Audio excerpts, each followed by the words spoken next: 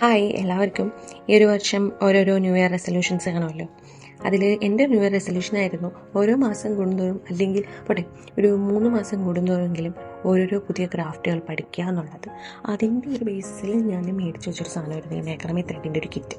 ഫ്ലിപ്കാർട്ടിൽ നിന്നാണ് മേടിച്ചത്. ആ സാധനം വന്ന അന്ന് ഒരു റെയിൻബോ കീച്ചൻ ഉണ്ടാക്കിയതല്ലാതെ പിന്നെ ഞാനിതങ്ങോട്ട് തൊട്ടിട്ടില്ല. അപ്പോൾ ഇന്ന് അത് വെച്ചിട്ട് ഒരു ഫെദർ ഉണ്ടാക്കാം, മാക്രമേ ഫെദർ ഉണ്ടാക്കാമെന്നും പറഞ്ഞ് എടുത്തതാണ്. സംഭവം ഉണ്ടാക്കാൻ ഭയങ്കര സിമ്പിളാണ്. നമുക്ക് വേണ്ട രീതിയിലുള്ള കട്ടിങ് മെഷർമെൻറ്റ്സിലൊക്കെ കട്ട് ചെയ്തെടുത്തിട്ട് ഈ നോട്ട്സ് മാത്രം ഇടുന്നത് ശ്രദ്ധിച്ചാൽ മതി.